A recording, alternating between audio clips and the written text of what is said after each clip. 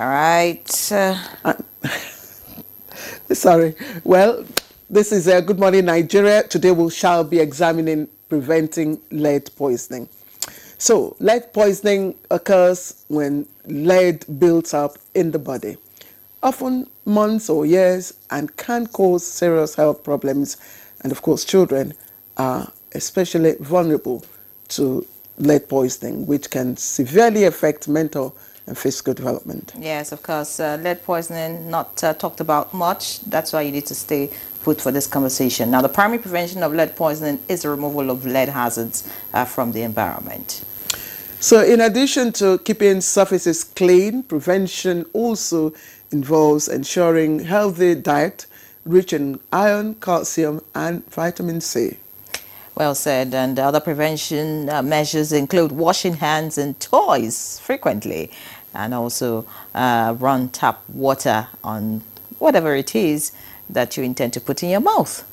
Exactly. It's also advisable to remove shoes at the doorsteps and wipe feet before entering the house to avoid, tracking lead dust from the soil. Prevention also calls for caution with herbs and remedies. I mean, some call it agbo, some call it all kinds of names. I'm sure you can help me with that.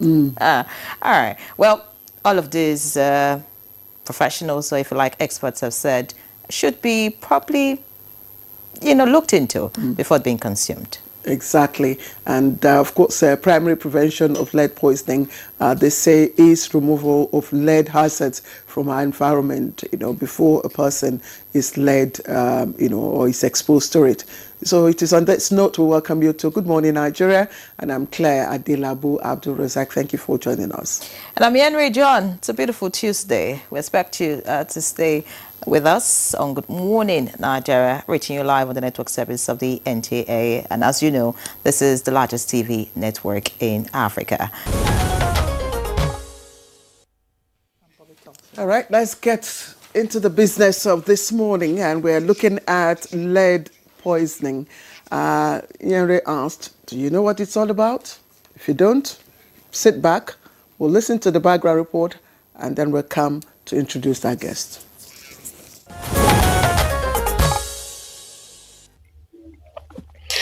Nigeria had experienced lead poisoning in Zamfara State in 2010. The presumptive source of the outbreak was said to be associated with semi-industrial scale gold ore processing that occurred in the affected areas. This had led to the death of at least 163 people between March and June 2010, including 111 children. In an effort to halt the epidemic, the Nigerian government commenced the clampdown on illegal mining and started carrying out a clean-up of the area. This actually reduced the number of cases since April, when illegal mining in the area was halted, and some of the residents were evacuated, especially with the education on health and the dangers of lead mining, which is also being given to local people. Preventing lead poisoning in Nigeria is believed to involve a multifaceted approach that includes government action, community-level education, and individual preventive measures. The government is strengthening regulations and creating working groups, as well as providing resources for soil remediation and public awareness campaigns. Worthy of note is the government's unveiling of a 5-year plan to eliminate lead poisoning in the country. Community-led prevention focuses on educating miners after safer practices and providing alternatives to illegal mining. Individuals can protect themselves by cleaning frequently, washing hands and toys, and ensuring proper nutrition, particularly for children. For now, there is an important campaign on lead poisoning with awareness in that regard, due to the fact that it is common in Nigeria and people are not conscious about it. Lead is found in paints and in some foods. It can cause cancer and affect pregnant women and unborn children. Now, what more should be done to ensure absolute eradication in the country? Our guests will be answering this question shortly. Many thanks to Oyeyemi Ajayi for that background report. Let's now introduce our guests who are already seated and ready for the conversation on preventing lead poisoning. Let me introduce Professor Gbenga Okunlola, the President, Geological Society of Africa, the immediate past head of Department of Geology at the University of Ibadan, and former President, Nigerian Mining and Geosciences Society, and consultant to the Ministry of Solid Minerals Development. Many thanks for joining us, Prof. Thank you. Yeah. All right. Also here is Dr. Chimere May Ohadinwa, environmental toxicologist and public health expert, team lead, C-Circle Foundation for Sustainable Health and Environment. Many thanks for joining us, Doctor. Thank you. Good morning, Nigeria. All right. We also have joining us here in the studio the president of the Miners Association of Nigeria, Dele Anyolike. Thank you very much, sir, for joining us. Thank you. Good morning. And via Zoom, we have all the way from Gusau, the Vice Chancellor of Federal University, Gusau, Professor Muazu Abubakar, who is a professor of toxicology. Prof, thank you very much for joining us this morning. Thank you, and good morning. All right, ladies and gentlemen, let's quickly.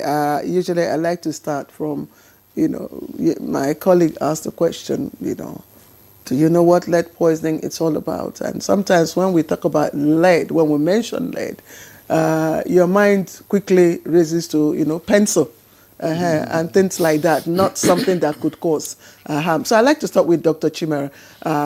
Can you quickly, clarify what lead is and how exposure, can be, yes. So lead is a chemical, is a part of heavy metal, and it's toxic. So when you have it in a limit that is beyond safety limit, then it becomes poisoning. But because lead is one of the toxic chemicals, heavy metals that you find, even the small quantity can cause harm. So when you have it beyond the safety limit, that becomes lead poisoning. So it's a heavy metal that is toxic, hazardous to health. That is why you're raising the awareness. And it's important to know that from 19th to 25th... When you say heavy metal, don't jump. When you say heavy metal, let's know. Is it like the word... I mentioned pencil. Yes. We have batteries. Can you just give us, examples of where you can find it? Okay. So that's what I was trying to explain now. So so if you understand chemistry, it's part of the ones that are on the table that you have to look at, right? And so for us to have next from 19th to 25th is lead poisoning prevention week. So it's so important that there's a whole week discussing lead poisoning. And so you can find lead poisoning, like you said, in pencils. Sometimes it's even in some food that we overlook. Yes, we find it in food, even in contaminated sites. You see places that you're mining and the place is already polluted and people are planting there. It's growing and you're eating it, right? There is this edible clay chalk. I'm sorry, you say contaminated site? Yes. And so mining. if you plant, in mining sites where they plant, so already it's like you triggered it, and then plants can now absorb it, and then we can eat it, and then you can also get exposed. What about refuse bin? We were talking about dump sites and all that, where you find plants growing and all that. Yes, it's the same thing. So let's not even go that far. I'm just talking about even the basic things. So you can find batteries, sometimes in cosmetics that you're using. This local, traditional... They put in the eye. Yeah, it contains lead. Also, the clay chalk, this inzu that we eat and we feel, is so beautiful, it's so sweet, that especially pregnant women eat. Yeah. It's a good number of them contain... Remember, it's from the soil. It's clay that is being molded. They call it edible. So some of them, if you don't know the sources, it can contain lead. And it has a lot of impact because it can pass, when you inject it, it can pass through the placenta and affect the fetus, unborn child. So that's why you're having a whole 1 week discussing lead. And it's not only in paint, it's also in fuel. So that's why it's banned, that it's no longer, they're promoting not to be in paint again. So old houses, so if you're having old houses that have old paints and you need to repaint them, you need to remove the old ones, they're getting professionals to do it for you, not you doing it alone. You see those paints that are flaking out, you better remove them and paint, because if it contains lead, it means people living in the house can be inhaling it. And then down the line, the children are likely to have, come up with some of the diseases. Sometimes you have some of these things in plants that are using to prepare local drinks. You don't even know the storage system, you don't know, and then you're wondering why the child is coming out with certain diseases they're not thinking about. But what quantity is harmful? No, in fact, the smallest quantity, the theme for this year is no safe limit. Okay, many thanks, Dr. Ohajinwa. When you talked about lead in chemistry, it actually took me back to my chemistry books. And of course, for chemistry students, it's that lead is, the atomic number is 82. And on the periodic table, it's found in group 14 of the carbon group and period 6. But it's a heavy, dense, and soft metal that is a poor conductor of electricity but very resistant to corrosion. And I'm sure that is why you're raising awareness about it. I'd like to get to you, Professor Okunlola. She's talked about lead and why there are no safe limits, for it. She talks about inhaling and all of that. But speak to us really, because I'm wondering, when she talked about paint that, have been painted, say, 10 years ago, how is that, going to affect anyone? Because usually we know once you paint a house, it smells for some days, and eventually, you no longer perceive, the smell. So how does it affect your health? And then speak about other sources. She talked about local drinks. So are you saying the leaves or the barks of trees contain lead? Well, let me first of all say that she's more of a public health, so she'll be able to answer a lot of the questions. But I can just give a background. If you don't ingest lead, I don't think it's going to affect you. So if you paint your house, in the paint you have some levels of lead, but I think there's a lot of efforts now with the paint manufacturers to see that you have what we call elimination of the lead in the paints, and that's one of the global standards now that we have it. And apart from paints and all the other sources, mining, because virtually 90% of sources of all lead contamination or poisoning or whatever comes from mining, comes from the soil, comes from the earth. And I'll give you an example. Every metal that you see, every element that you see on the periodic table has a natural source, except those ones that are manufactured or produced in the laboratory. What are the other sources of lead? If you have it in plants, that means the plants must have ingested or taken up, rather, let me use the correct word, taking up the lead from the soil. How did the soil come to be? So rocks, every rock that you see today and every soil that you see today was produced or weathered, broken down from a rock. So if that rock has lead, the soil will also have a higher percentage of the lead.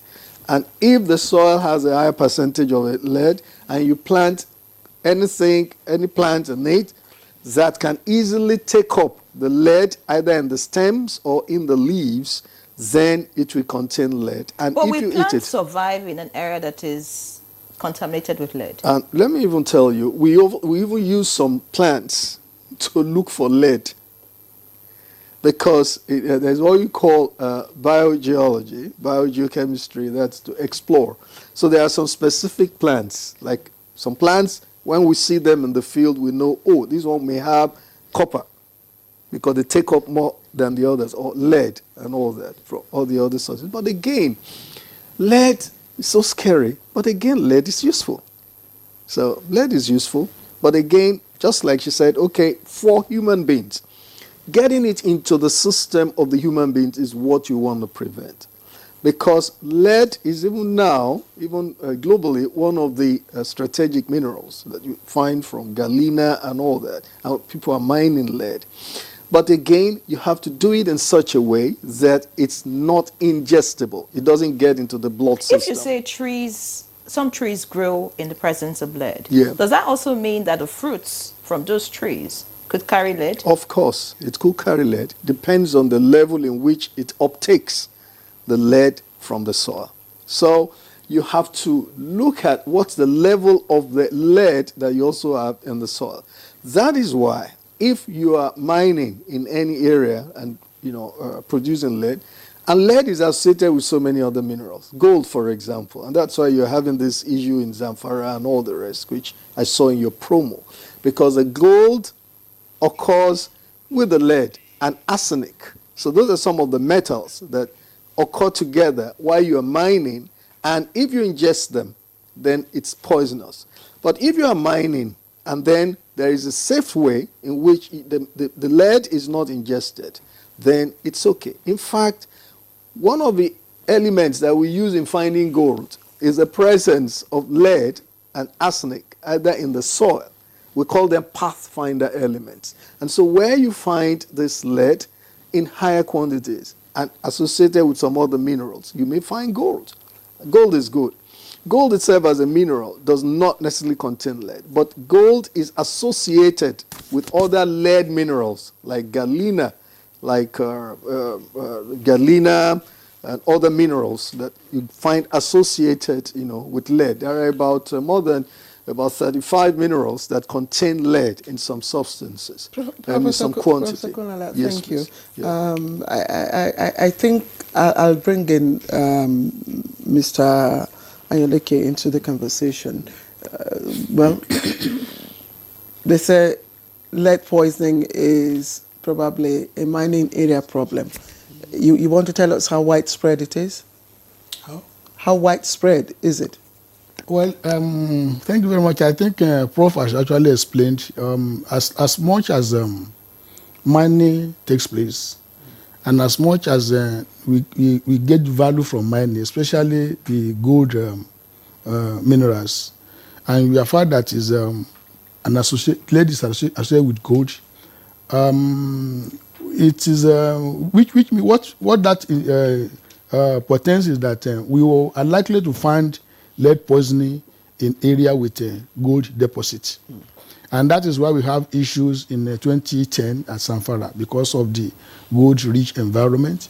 I think in 2015 again we had skirmishes of it in Niger. And even recently, I think it's reported around Zamfara and Sokoto as well. So it depends on, it depends on the widespread or the minerals with which lead is associated with. All right, many thanks. Let's get to Professor Abubakar, who joins us via Zoom now. Prof, if you can hear us, I'm sure you've been following the conversation. Great insight so far.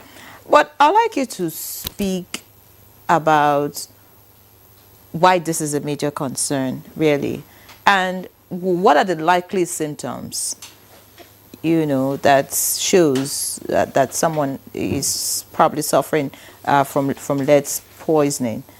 I would like to hear that. Okay, thank you very much. The reason why lead issue is an issue of concern is that it affects, it's a societal devastating environmental disease of young children. That is the reason, because young children are the ones that are majorly affected in that aspect.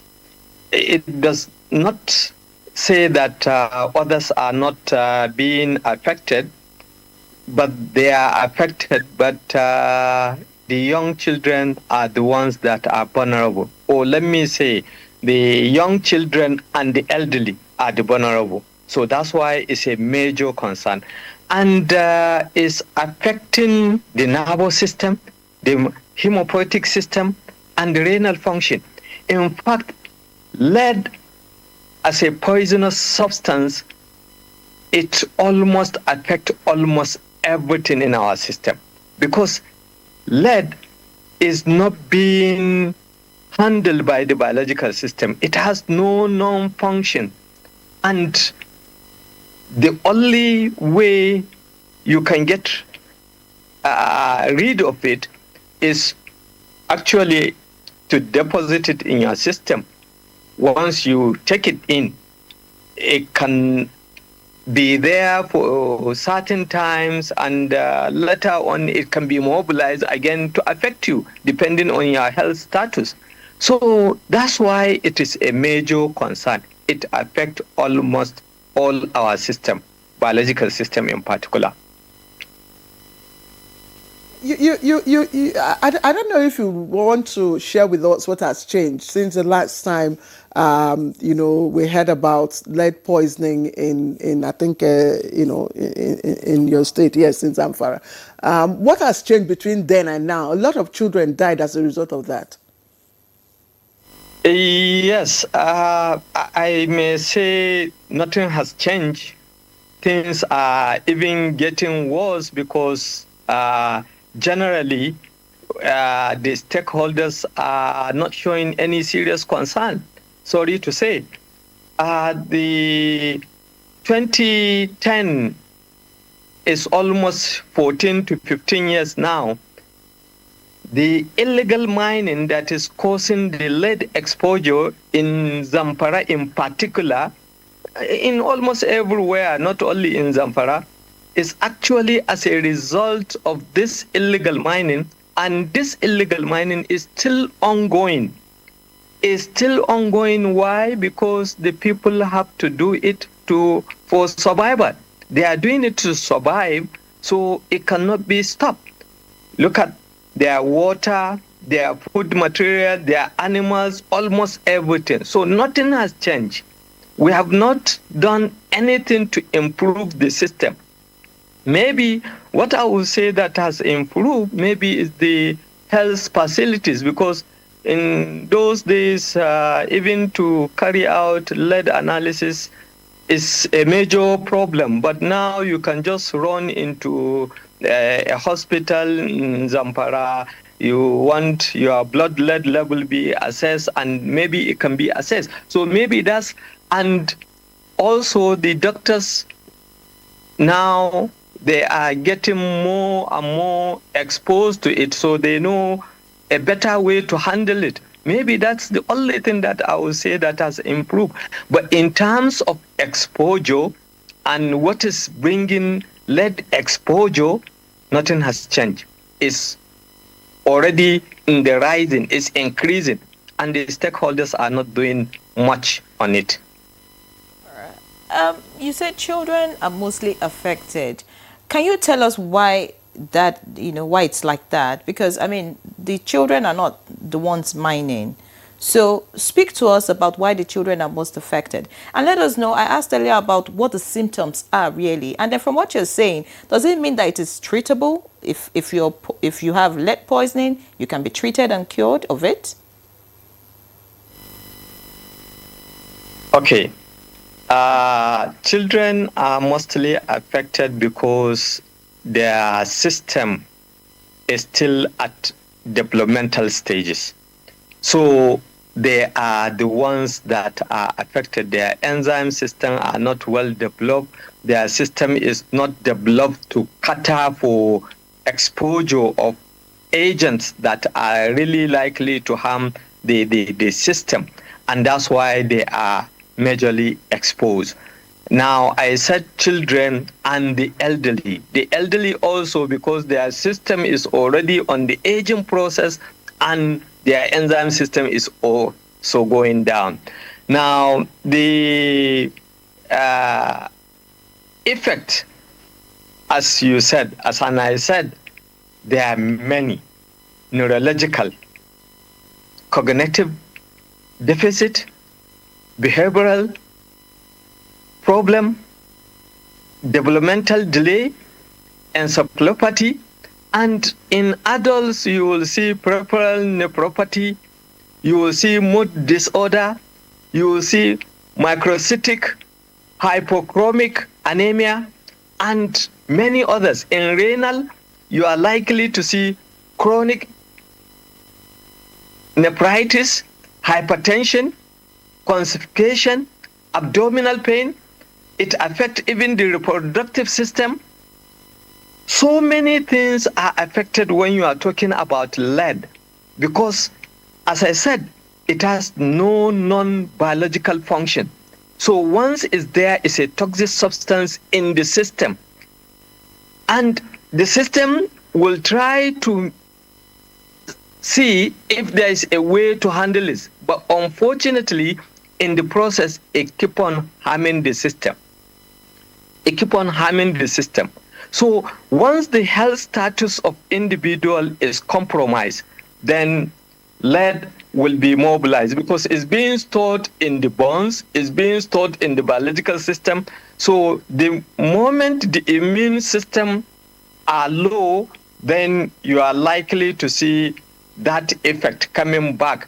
It will be mobilized. It can be stored for almost 10 to 30 years in the biological system. Then once it is compromised, then this thing can be something that is likely to affect the whole biological system. The first thing that is being affected is actually the hemopoietic system, i.e. the blood system. So the blood system will be affected. That's why you will see the blood lead level, in fact, is a good marker. That's what is being measured generally. And as my colleague says, there is no safe limit of lead. Yes, we used to say 5 nanogram of lead, but even that amount is not safe because it can be deposited in our system. It can continue to accumulate, and that is a problem. That is a problem. I still like to stay with you, just to give us a little more, understanding of why lead is so deadly from the toxicology point of view. Can you enlighten us more? What makes it a stubborn, poison? You see, lead is deadly. Why? Because you are talking about maybe a pinch of salt. We are talking in milligram. We are talking in nanogram. But lead, when you are talking about lead, even picomolar concentration of lead replaces some essential ions within the biological system. For example, it replaces calcium.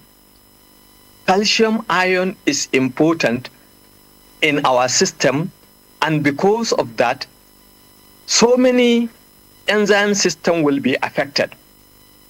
And this enzyme, for example, a protein kinase C, an enzyme, very important in our biological system, will be affected. And once it affected, is now going to affect so many systems. It will affect the interleukins, it will affect the other system. In fact, it will affect even the movement of calcium and other ions. For example, magnesium ion will also be affected. Now, imagine magnesium ion being replaced by lead. Magnesium ion is found in almost over 300 enzyme systems. Now, once lead can replace calcium or replace magnesium ion, then the enzymes will not be working. And the biological system, all the system, as I said, there is no part that is not being affected. That's why I mentioned that nearly almost all our system is being affected. It disrupts almost everything, right from the renal system, gastrointestinal, reproductive system, the skeletal system. Even when you do X-ray, you will see it. You will see that it's being affected. So the disruption of lead is so much so that we tend to ignore it. But it's something that the stakeholders can now come and put a safety instrument that can actually take care of the system. Because it's a holistic approach when everyone now places his hand and we now come to deal with the issue, because we are saying children now, what of in 30 years now to come? They are already adult. What happens to them? The lead is still in them.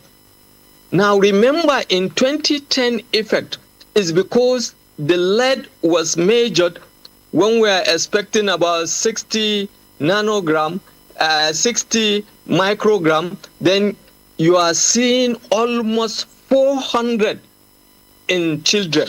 And as we said earlier, there is no safe limit. So that's why it is devastated and it affects almost all the system of our biological system. For your input, we'll get back to you. And of course, I would like to ask what the medical procedure called chelation, flushing out lead, if chelation, okay. Oh, well, thank you. Chelation, if that is, a remedy to some of this. But, lead is not totally evil. Lead is used for batteries, used for radiation shielding, ammunition, sodas, alloys, and of course cable sheathing. So many uses. So it means that if mined properly, of course, we could get the benefits and not harm ourselves. So that leads me to the president of the miners, Mr. Ayoleke. He already pointed out that, mining, that's like the main issue in all of this. Illegal mining, leading to exposures and water bodies being contaminated and children being affected. Speak to us really. You are aware of this issue, and I'm aware that you're having your mining week, going on at the moment. What is your association doing about this? Well, thank you very much. Association is, we are a body of operators. And all this issue lies within the regulatory agencies. What we do on our own is to collaborate with them to ensure that there are safer mining practices. How do we ensure this? Number one is that we are collaborating with government to ensure that illegality in mining is, if it cannot be totally eradicated, it must be reduced to BRS minimum. Because experience all over the world shows that you might not be able to eradicate totally illegality in mining. Especially when you are looking, because even this one we are talking about, we can take it down to the level of artisanal mining. Because you had Prof said it, that these people are doing this thing for survival. You cannot prevent artisanal mining. But what the government can do, there are so many things the government can do. Take for example, they can formalize all these artisanal miners into cooperatives, into economic units that will make them to be controllable. It will provide access for them to education and awareness, and at the same time lead to education about what they are doing. So government is, we know government is in the process of formalizing, but we will encourage the government, and that is what we are doing. In fact, in some of our conversations are speaking to all these issues of safer mining practices at the mining week. So we are collaborating with government, and at the same time, we are also encouraging government to make sure that all the regulatory agencies along the MDAs that has to do with issue of health and things like that, they have to collaborate. We have the Ministry of Mines and Steel Development, we have the Ministry of Environment, we have the Ministry of Health, even information, because when we are talking in terms of, we have to talk of awareness. Awareness will be created along all these lines. So we are collaborating with all these agencies to ensure that all these hazards in mining are prevented or reduced to the BRS minimum. So are you saying at the moment the regulatory agencies are not doing anything? Because Professor just mentioned that, since the last disaster we had as regards lead poisoning, nothing has changed. That revelation is a very unfortunate, if that is what is happening. And but in all honesty, you say that is what is happening. Yes, no, but you are the president of the Miners Association. I'm not the regulator. No, but you ought to know. Yes, no, Minister of Health. Yes, Minister of Health, Minister of Soil Development. 5-year You would respond when he's done. So, just a minute. So what I'm saying is that we know from our own that government is doing a lot, but the issue is that this illegal mining is still going on. You heard Prof said it.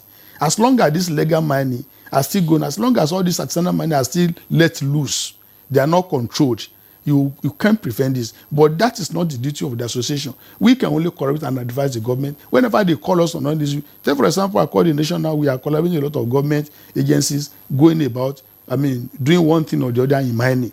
This is our limit.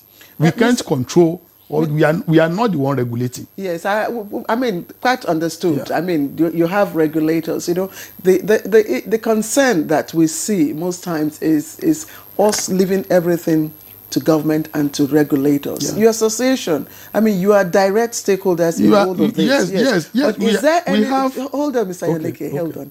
We just would like to know what efforts your association, has been able to make, to address, to some extent, the situation. Because Prof said, between 2010 and now, stakeholders are maybe they're just watching, making their money silently while people are dying. We on our own case, what we can do is to create awareness, sensitize our members. But one thing I also want to know is that we are not association of illegal miners. All our members are legitimate license owners. But at the same time, in all the states, because we have structures. If you say legitimate license holders, I remember not quite long in the news, we saw the Ministry of Solid Minerals revoking licenses of some miners. Yeah. Are they part of your association, or are they the illegal miners? Some are. No, well, you see, this issue of legality in mining is a very big conversation. Are you getting me? Because you can own a license and still not be compliant, and still not be compliant with the laws. So if you are not compliant, the government will definitely do the needful. Are you getting me? So that is what is happening with this issue of revocation. But at the same time, what we are saying is on our own, in all the chapters of the Federal, in all the state of the Federation, we have chapters, and we organize sensitization programs for miners, irrespective of whether we are members or not. So we try to, because we are talking of lead poisoning, there are some other dangerous aspects in mining, which is not issue of lead poisoning. All this, anything that is not bringing safer mining practices can be hazardous. So we have our chapters, we have our structures where we organize regular sensitization programs and education, not only for our members, but for all people that are involved, including communities, the host communities. We organize seminars for them. If you organize seminars, then I'm wondering why the report from Prof seems not to have changed. Because your association was supposed to do something, at least in terms of this awareness you're talking about and sensitization, from 2010 till now. So there should have been a sharp decrease in some of the malpractices. You see, I want you to know that the enforcement comes into play. You can educate it just like advice, but when there are laws guiding all these things, the enforcement capacity of the government is very weak. And that is one of the things we are also telling the government, that they just need to improve their enforcement capacity, and even the regulations, the regulators. Take, for example, in every state there is a federal mines office. How many people are there to carry out the enforcement and to regulate? Okay, okay. So these are the issues. Yes, Government need to improve on the enforcement and regulatory capacity of the industry. Mr. Yaneke, we've heard the issue that you've raised about the part government should play. But before we come to Dr. Chimera here, I want to also, ask you to, tell us the bulk of the poisoning that comes from lead is within the mining ecospace, isn't it? Yeah. What have you done so far to minimize the risk of even your members?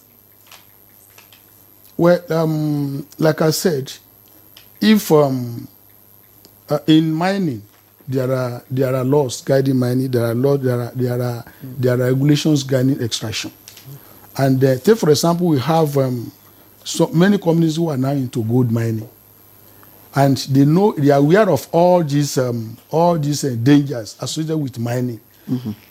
Any legitimate mining company must be aware of all these dangers, and they must prevent it in their mining practices.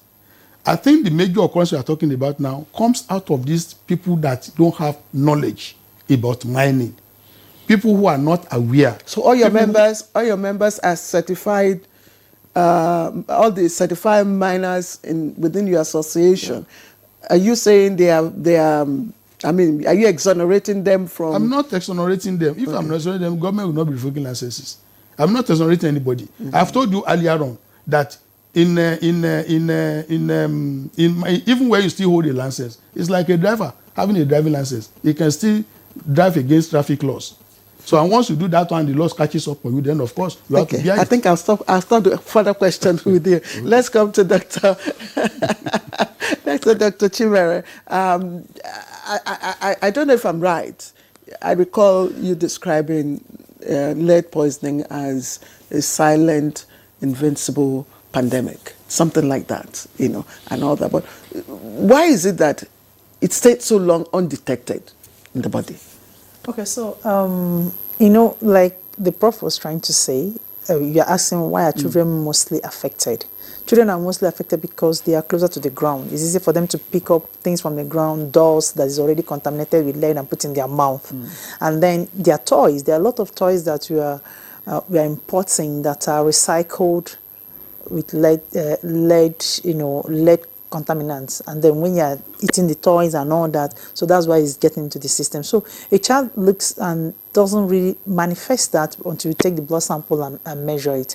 But there are other symptoms, because the symptoms will not be looking like normal other things until you test it. Like you said, their brains are not developing well, so that means the lead it can easily pass through and affect the brain. So there are neurotoxins, that's why they can affect the brain, then the mood and all of those things that you're seeing. So that's why it looks as if it's not detectable until you not take the blood sample, because it's looking like others. It can even cause death.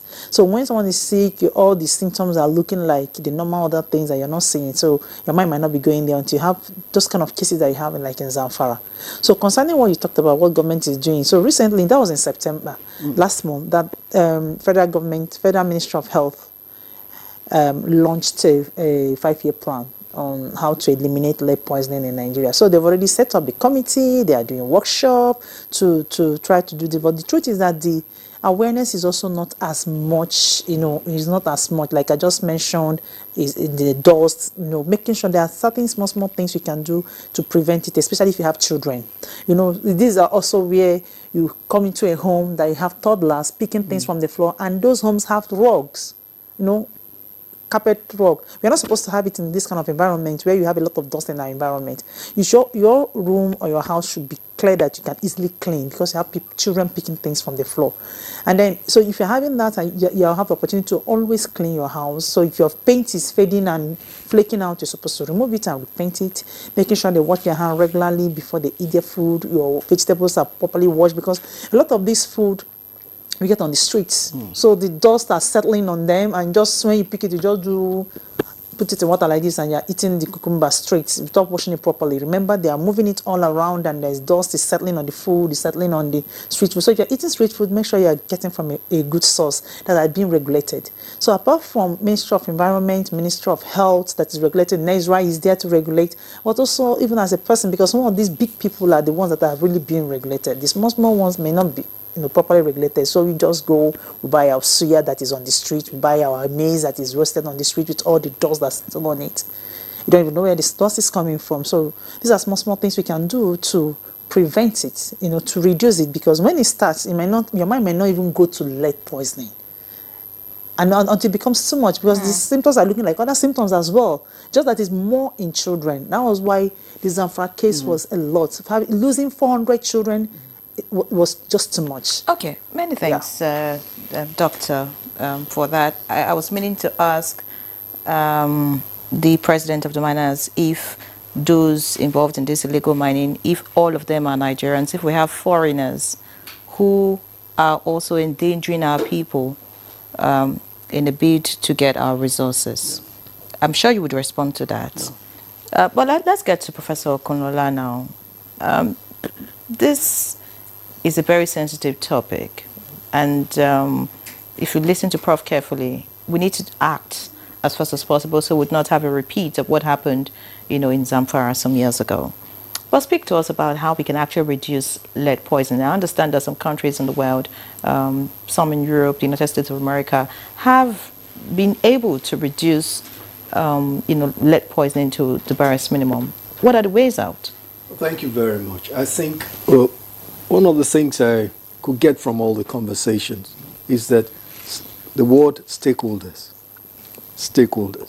You know, and I like what Claire said, that look, we always try to leave everything for government and all that. This is a stakeholder thing. Everybody should be involved. You know, the Toxicological Association, the conference you said you have going to look at, lead poisoning, the mining societies, Nigeria Mining and Geoscience Society, Miner Association of Nigeria, and even people do not know the public health people. Mining, yes, contributes, like I said, almost 60%. But let me tell you something. If you look at the traffic on the road and the amount of lead that is deposited on the roadside, researchers have shown that in big cities, on the roadside, if you take samples and you look at the level of lead on those soils, it's high. In fact, higher than normal. As a result of the vehicles? Yes, as a result of the vehicles. You have leaded fuels, you have unleaded. So the emissions from the vehicles itself and the soot, you see some of the soot from this on the soils themselves contain high level of lead. So people who roast corn on the roadside, people who trade even fruits on the roadside, and they fall on the ground and we buy them. So these are different sources. Now, how do we all do this? Enlightenment comes in, just like some of the programs we're doing. Then every stakeholder, government, regulatory agencies, societies, and I think this is where some of our NGOs should begin to focus. We're focusing so much on politics and all that, and elections in Nigeria, but so many other important that we should have initiatives that are looking at this direction. Let's take the case of mining. I've always advocated over the years that what the mining sector needs for safety mining, it's not, yes, we need to enforce, but if you look at the history of enforcement of mining mining in Africa. Yes, it's worked to some extent, but like he said, you don't really eliminate this illegality. I'm not saying illegality should continue. And when you are talking of illegality in mining, it has so many levels that it should take a big discussion to do this. But what I want to say is we must have extension work amongst these people. As we have in agriculture. Look, one of the things that is improving agriculture globally, and even in Nigeria, is the issue of education of the farmers, extension of the farmer. These are the seeds you must plant, improve seedlings. This is the season you must plant this. The farmers, with all due respect, many of them, let me use the word, are not really too educated. I'm not talking of the big, when you're talking of the big farms and you talk of small older farms, the small older farmers are the largest. And the level of education is low. But you see a lot of extension work. Oh, this is the fertilizer you must use for this soil, and the farmers, they will buy it. They will be happy about it. Oh, this is the kind of crop rotation you must have. Who teaches them? Extension workers. We must also introduce this in the mining sector. And I've advocated this for a long time. Yes, you are going to have the mines office, the NESRA and all that, and you make laws, and there are more than 2,000 mining sites in this country, and there are even more. You can't reach everyone. Now, again, even those ones that are not illegal are mostly, 70% of mining in Nigeria is artisanal and small scale. You have only about 3 or 4 big mines in Nigeria, maybe about 2 or 3 that are controlled by private sector for gold and all that. And when you see that set up, oh, fantastic, everything about safety is done. But the rest of the 80% are at artisanal levels with no understanding of safe mining methods. Exactly. I was going to ask you. So yes, I was going to ask you. What about? I mean, we talk about the efforts of regulators. Yeah. We say artisanal mining is the scapegoat. Yeah. Who are the culprits? Yeah. So EIA. Yeah. Let me see. Nigeria is still an evolving mining nation. And we don't need to deceive ourselves. That's the truth. And people say, oh, for how long? Yes, we mined well before, in the 20s and the 30s and the 40s, on the plateau, in Enugu and all that, where we had the big mining company came in. There was a hiatus, 1975. We've not fully recovered from that. I don't want to go into that narrative. But the thing is, we're just evolving. And those who took over from the big people when the hiatus came in were these low-level artisanal, small-scale miners that are now being upscaled to the level of Miner Association of Nigeria. But again, it's an urgent problem. So what we need to do is to say, look, let's begin to teach these people. Let's forget about taking guns, task forces. No, don't use the word let's forget. Let's reduce to some extent the concept of the force. Let's look at education. Let's look at enlightenment. If you want to look at illegality, yes, cooperatives and all that, they've been doing that for a long time. But this is an urgent thing. How do we get people to mine safely? Let me tell you something. Some of us deal with these miners. We go. They don't also want to die. They don't always also want to do the things the wrong way. They want to make money. They want to see the best way to make money. They also want to see the best way in which their mining will be sustainable. So we need to go and teach them. And there are ways to do this.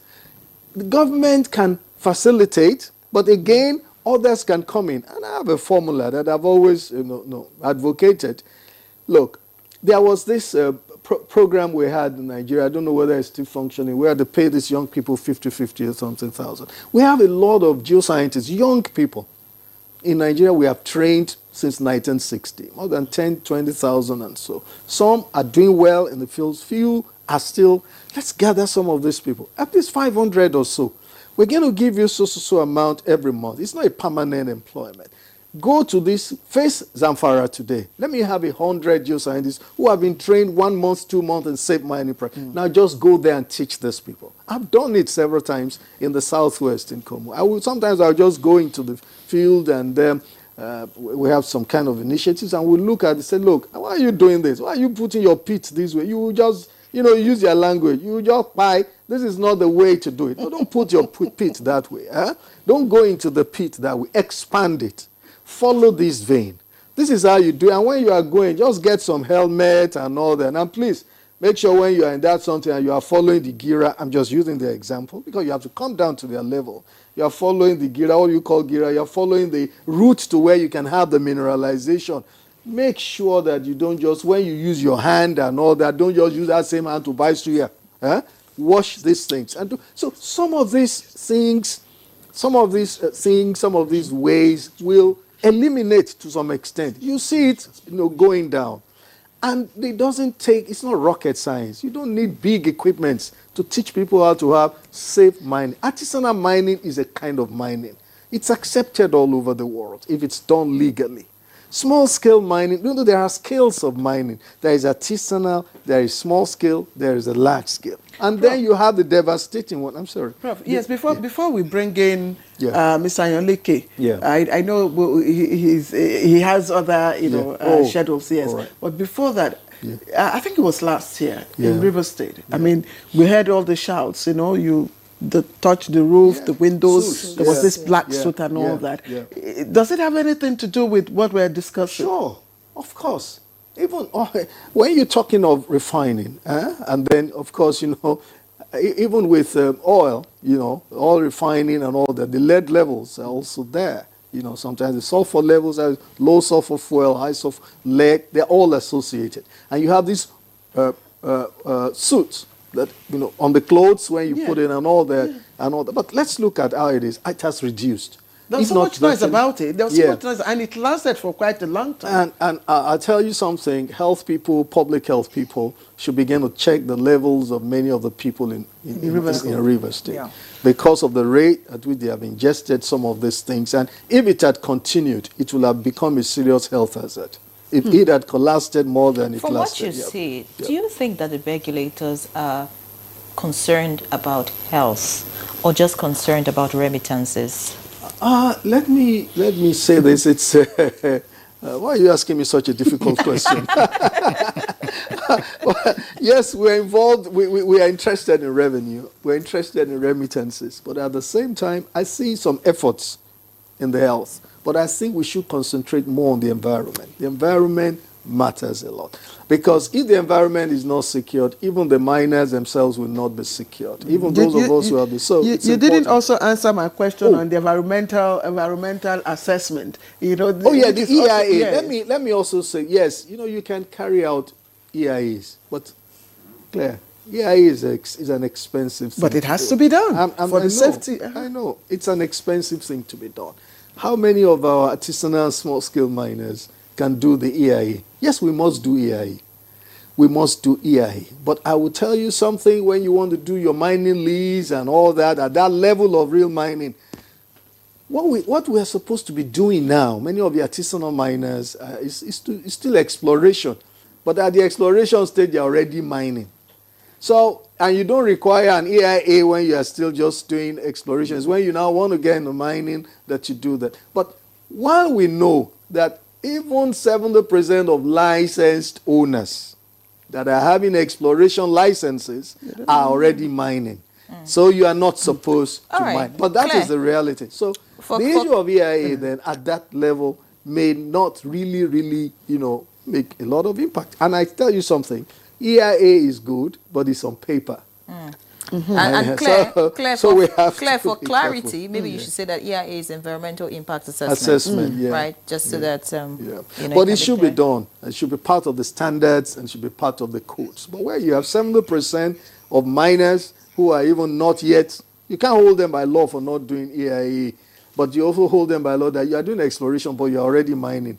It's an urgent thing. Let's see how, even at that level of illegality, because life is important, let's tell them what to do. All right, and they thanks, can Prof. do it. Mr. Ayonleke, before we let you go, looks like we have a big problem on our hands. And thankfully, NTA is, putting the spotlight on this particular issue. Only in very rare cases you hear topics like this being discussed, like Prof has mentioned. It's always about politics and all other kind of things. But speak to us, since you're about to leave us, what will be your recommendation in all of this? Well, I think we have been saying this for, even when you had the Prof speaking the other time. And we have said it all, that number one, Prof even mentioned it now. We need to be intentional about our environment in terms of ensure that we manage the environment and even the social life well. There should be good collaborations between all these agencies that are involved. And like I said, Prof has said, I'm looking at it from the issue of low-level enforcement, but he has come from a very good point that I think we need to scale up our enlightenment program as well to ensure that, and this cut across all the stakeholders, including the host communities. So we must come together and ensure that we create awareness, let people know the dangers of what they are doing and how they can obtain minimum knowledge for them to prevent their lives from being endangered. So the Ministry of Soil Mineral Development, the Ministry of Steel, the Ministry of Environment, across the tiers of government, federal, state, even local government, all of us, including the NOA from the Ministry of Information, we need to come, all of them like that, we need to come together and create a policy on how we are going to create awareness on all this. So then from there we take it up to the issue of law. And that is to ensure that there are safer mining practices by ensure that at the same time we have enough capacity to regulate all these our laws. And even after the education and enlightenment, we still need enforcement. So these are just ways by which. When you talk about enforcement, Prof was trying to say that, well, enough of the force and, yes, I've said ways. it. But in terms of enforcement, what really would work? Well, what will work is that I think it is being done, but before we can enforce, we have to have. But you said weak enforcement earlier. So what can make it stronger? What do you expect the regulators to do to ensure that this enforcement, is able to deal with the problem? Well, we need to improve the capacity, both the human and the capacity of the law enforcement agencies and the regulators. Like you have Prof saying that the number of sites we are having in this state. Let's even go to Niger State. See how big Niger is. How many men are in our federal mines offices? How many men are in other agencies that are critical, like the Ministry of Environment, the Ministry of Information? How many people are there to ensure that, not even enforce, even to educate people? So these are the things we are talking about, that we need to improve on all these capacities for us to be able to bring all these issues. Are foreigners a part of your association? Foreigners who are engaged in mining a part of your association? when foreigners have levels, say for example, we have Chinese companies around now who are in the country, who are mining, who are doing their legitimate businesses. Of course, if they approach us for membership, we admit them. But all these artisanal miners, like I said, even the locals, the indigenous ones, they are not our members. Although we do a lot of enlightenment for them. And our borders are very porous. Some cross by either bike or even through the bush path to enter into Nigeria. So we have all these issues going on. We have very porous borders. All right, many thanks, Mr. Ayon Leke. You'd be leaving us shortly. Many thanks for your input, and we wish you the best in your mining week. I'm sure that's what you're going to attend to.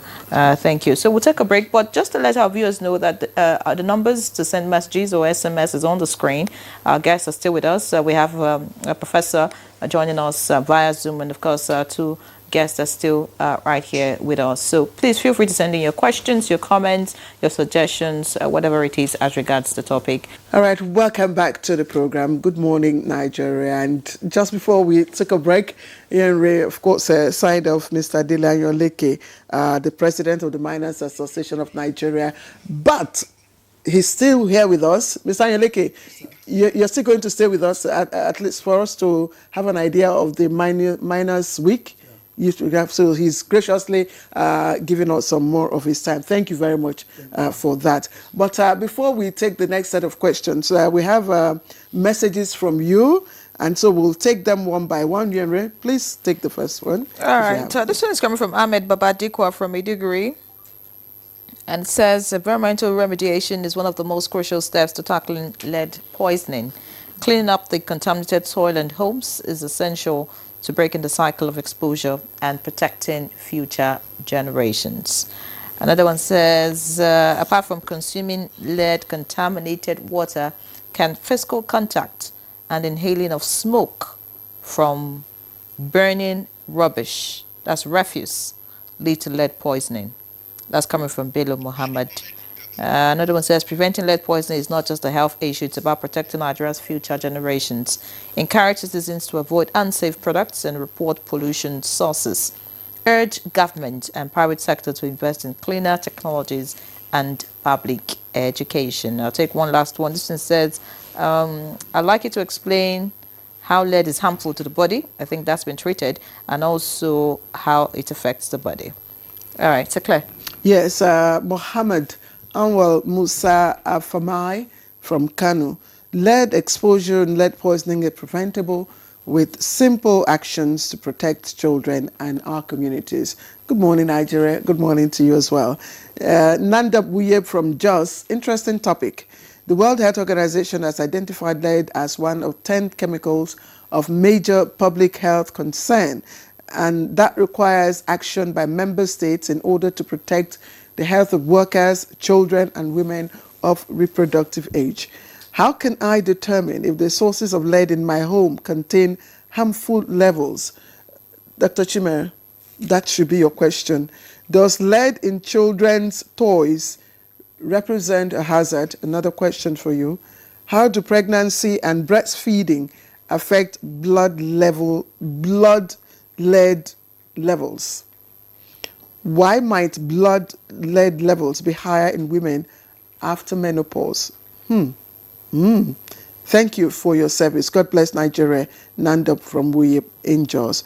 Good morning, Claire and Yenre. I always enjoy your conversation. Can lead be seen? How can I know it? Benjamin from New Busa. Thank you, Benjamin. Thank you. Akeju Olagbaju. One of the main sources of lead poisoning is from lead-based paint. I really want to know what regulatory framework is in place to check this. Yes, and I also, I'm sure Prof would respond to this. Many years ago, I think Nigeria banned leaded petrol. Yeah. Yes, but we still see some of these paints being, batteries being recharged and all that. So this is a question for you. Now, good morning, Nigeria. You guys are doing wonderful works. God bless you. Please go to our social media handles and post it. All our social media handles, Facebook, Twitter, Instagram, what else? TikTok. Yes, please go there. Go there right now YouTube. and hit it. Hit us. Omololu BA, thank you. To the experts in the house, can regular intake of water flush out or neutralize lead intoxication in the body? Thank you. That's Omololu BA. It's my birthday. This is coming from Usman Abdul Razak, aka Don Raz at 50. Happy birthday to you and thank you. Please go to our social media and do same there. We are all over the place. Facebook, Twitter, X, TikTok, Instagram, WhatsApp. Good morning. The threat of lead poisoning remains seriously high as long as awareness is low, and we place very low premium or value on human lives. Yusuf Abdul, all the way from Zaria. Once again, happy birthday to Usman Abdul Razak, aka Don Raz, at 50. All right, where would you start? Okay, Yes, it's fine. yes. Your question. Do you want me to take them again? No, I can. Okay, Yes. I can remember some of them. Somebody was asking, how do you know that there is lead in your house? So Yeah. we mentioned that we can test them in the Yes, lab. you have to Yes, you speak can up. take the samples and take them in the lab. That's one. But if you have your paint and it's What kind already of lab? laboratories that can test for lab. It's also, for example, soil around your house if you want to know if it's contaminated. That is not something that you see. I say, okay, yes, so it's contaminated. You have to test, right? But there are basic things you can do to make sure they're okay. So some people have, if you painted your house before 2008, 2010, you should be repainting. If it's flaking, remove it and repaint. It shouldn't allow to be inhaling it. The major way to get it is usually inhalation and ingesting it. Yes, you can get it through dermal touch, but dermal contact is a little lower compared to eating and inhaling. So if you have those things, you are being careful. We've mentioned other sources that you can get it. So you're talking about Is that cooking. lead? How do pregnancy and breastfeeding affect blood lead levels? Affect blood level. Except that's not very clear. But now remember, if your house is like we said, the children absorb more than adults. Children absorb up to 40 to 50% of it if it's in food, if it's in the air, more than adults do. Adults will absorb like maybe 10 to 15%, while children absorb not to 40%. So that means you are being careful if you're having a baby. If your paint is flaking, clean it up. The white chalk that pregnant women eat in our Uzu. climb. Uzu or Calabar no, it's local not, names. yeah. Does it contain Calabash lead? chalk, yes, it does. It does contain. Some people say, "Oh, edible chalk," but it's not good to eat it. I know that it helps in nausea and cravings and all that, but it contains, and it's more common in the south. Yeah, Jofred, yeah. You eat it a lot and you feel so good, and it helps you not to vomit. It helps you not to be spitting around. But it contains, because you don't know the source, and it's not something you can see. So as much as possible, avoid it, because it has a way of affecting the children, fetus in the womb. And we've already mentioned the effects. It can cause a slow development, brain damage, neurological issues, and these are some of these things are manifesting after the child is already born and grown, and then you start having some of those issues. What about Okay. inhalation of refuse being burnt? No, if there is no lead, then none. But if there is lead, then yes. Our solar batteries these days, do they contain lead? So Yes, hold that's on, the main hold on, thing in Henry. battery, yes. Before solar Lead batteries, is a because major- that's where it's going to come in. Let's finish with Dr. Chimere. What is the nexus between lead poisoning and menopause? Nandam wants to know. Because he's saying, why? His question is, why might blood lead levels be higher in women after menopause? I mean, I didn't do chemistry. Ray here did chemistry, so yes. So I'm like, that please. one is not clear to me So also. Nanda, But I you want just know to that send us your question again? you can send They it, don't- yeah. they don't- But I they just know that one of the places that lead stores in your body, reserves in your body, is in the bones. So it doesn't just go away like that. It's not something that's why you should avoid. It's not something that if you cook your food very well, then the load will die. No, it doesn't. You know, that's what we're talking about, chelation, right? So you're taking a substance that binds to it, and then you can urinate it. But it's not like you eat it contaminated. So then- chelation works. Yeah, that's one of the ways to treat lead. Okay, we so have to it's move. like you're taking a medicine that helps to bind it, and then you can now. Mr. Ayoleke, I know you are itching to take your miners break. No, I'm please, very interested in this. Please, the question she asked, the recharging of the batteries, the paint. Yeah, Ray, you have your question now. Yes, of course, the solar batteries. Yeah. Lead is useful. if it is handled safely. The world can still not do without lead. For the battery, that's the main thing. In ammunition, bullets, lead is still important. And even the paints, well, paints now they're doing things to really reduce the level. But there are so many areas, soldering, in technology and all that. So it's still very useful. There are ways to handle lead. So if you have just solar batteries in your house, is it harmful? It's not harmful. As it contains lead, it's not harmful. The important thing is this, like you have your battery and all that, or even the one for torch in those days, and not the electrical ones, I mean, that we have. Avoid you ingesting them. If lead is not ingested, I don't think there is any, it's not something that flows in the air. It's a heavy metal. And so when we use heavy metals, like lead, copper, and all that, chromium, those are those heavy metals. They don't, unless they get into the system, that they are But you harmful. talked about inhaling. Yes, substance. when it gets into the system, like this soot thing, it's not, if you inhale this heavy, it's like you have even harmattan dust. Yes. If it gets to the system, it causes your catarrh, it gets into, so if it gets into your system through some other, collated, how will I call it, gelated or whatever, concepts, then it enters your body and all that. Professor But if Kola- it's not, Okolala, thank you. right. Now it's Miners Week, Mr. Anyeleke. Yeah. What is this Miners Week all about that you want us to hear? Thank you very much. Nigerian Mining Week is a forum that is put together to actually hold at least a 3-day conversation on the Nigerian mining industry, with particular reference to all the issue of regulations, practices, and showcasing the Nigerian endowments for foreign and local investors to come and be part of this Nigerian success story. It has been on for 10 years. This year we are celebrating the 10th edition. Landmark edition. Started yesterday with a pre-conference, so many sessions that speak to specific areas on how we can begin to scale up the Nigerian mining industry. We all know that the whole world now is transiting from fossil fuel to green energy. And luckily, Nigeria has the minerals that are very critical to this energy transition. So all these issues have been discussed. And this year we are, like I told you, it's a landmark edition. We are expecting about 3,500 participants with about 200 speakers. And if you go to Abuja Continental now, we see our heavy equipment site, the biggest so far. So this means that it's speaking to the fact that Nigeria, like Prof said that time, is an evolving mining nation.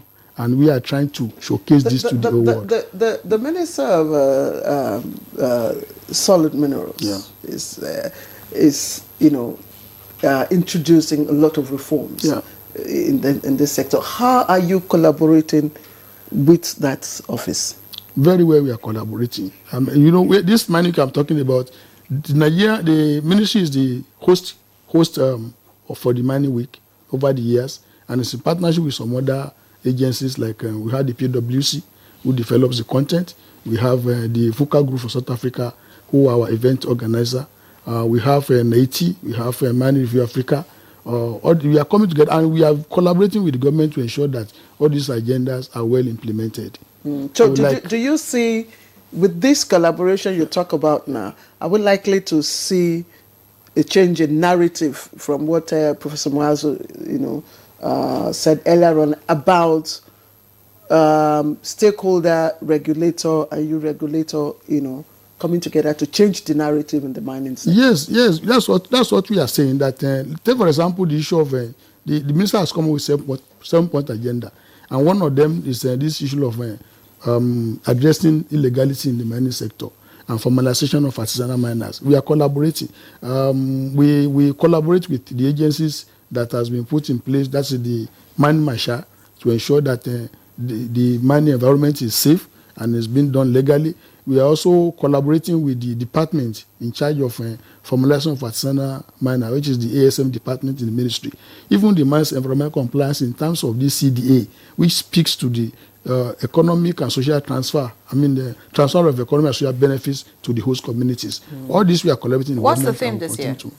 The theme of your conference? The theme for this year is Nigerian mining from progress to global relevance. I like that. And just my last question for you. You know, sometimes we hear, sorry, I know we have Professor Muazu, please just give us a moment. We hear, you know, accidents do happen and you really can't predict when they do happen. But within the mining sector, when they do happen, the death toll, it's something. I don't know. How are you working round, you know, to ensure safety, you know, and also protect the, you know, the lives of miners? I think we have been speaking to all this morning. It is just the fact is that we just need to create awareness and to educate people on how to do this mining in a safe way. That is just the only thing. All right, many thanks. Let's get to Professor Abubakar now as we begin to round up the conversation. I'd like to hear your recommendation, Prof. I mean, what can we do really about reducing lead poisoning, and speak to us, what can medical experts also do, you know, to take care of those who eventually get, you know, contaminated or affected by lead? Okay. First of all, what we can do is for the stakeholders. When I say stakeholders here, particularly both the federal and the state have to do what is right. The Miners Association, yes, their own is legal, almost everything, but what of the illegal? As you hear, more than 80% is illegal, what is going on. So we need to put in place safety measures so that they can go and operate. See, this mining, illegal mining, is almost, in fact, there is no how it can be stopped. It cannot be stopped. But if it cannot be stopped, let us try to introduce measures that can keep our society safe. And those measures, almost everything is there on our regulation. Black and white is there. The regulations are there, but the enforcement is one of our major problems. There is no enforcement. Almost go to every corner of Zamfara, wherever you go. In fact, there is sometimes where you see more than 10,000 in one place doing mining. 100 will be buried. Those that will come out, they will come out with one disease or the other. Those are the ones that you see. Some will go to the hospital, some may not. Some may go and affect others. The animals would now be there. People will drink the water. They will go to the rivers. They will now be washing. Prof, Prof. This mining. Hello, sorry, Prof. Just in 60 seconds, you said nothing can be done. You are a professor of toxicology. How are you engaging your students and the community within your area, you know, to begin to engage in safe mining? Safe mining, you see, that's where the issue is. As I said to you, all the regulations are there. The issues are the enforcement. You have to educate people, then you enforce what is there on the regulation. Myself and my group, we have been doing research and we have been doing public lectures to educate our community. That's the best we can do. And let me tell you, even in 2010 when it happens, Nigeria went along and bring people from Canada as experts to come to Zamfara so that they can help in this mining and poisoning that was going on. When they came, they said, where are the local experts? In fact, that was when I was contacted, not because they want to contact me. So, but since then, we have been, in fact, on mining and illegal mining, lead poisoning alone, myself and my group, we have over 15 to 20 publications on this. Many thanks, Professor Abubakar. Because of time, I think We appreciate you. Let's just get Dr. Chimere In 60 to, seconds. your final words as we round up the conversation. All right, so it's important that we mention that there is going to be lead poisoning prevention week, which is starting from 19th to 25th. So the week is supposed to be week that will create awareness on lead poisoning, and that's why this is very important. Who can attend? No, it's just a week. Different organizations are going to be organizing different events, raising awareness in communities. How to be safe. How how to make sure their food is clean. Dr. So even Chimere, nutritional. we have to go. All right. Many thanks, to everyone for joining us for this conversation. Professor Benga Okunlola, President, Geological Society of Africa, immediate past head of Department of Geology at the University of Ibadan, and former President, Nigerian Mining and Geosciences Society, and consultant to the Ministry of Solid Minerals Development. It was indeed a pleasure to have you. Thank you so much. Many thanks for sharing your insights with us. Dr. Chimere May Ohajinwa, environmental toxicologist and public health expert, team lead, C-Circle Foundation for Sustainable Health and Environment. Thank you once again for being our guest. The Vice Chancellor of Federal University of Gusau, Professor Muazu Abubakar, and Professor of Toxicology. Thank you, Prof. We hope that you continue to do the needful from your end. And also, Dele Ayonlake, President, Miners Association of Nigeria. Thank you. Wish you all the best in your mining week. And we hope Nigeria will be better for it. All right. That's, sorry, we can't take that again. That's Good Morning Nigeria for today. We thank you. I'll see you tomorrow. Bye-bye. I'm Anne Ray John. Don't touch the dial.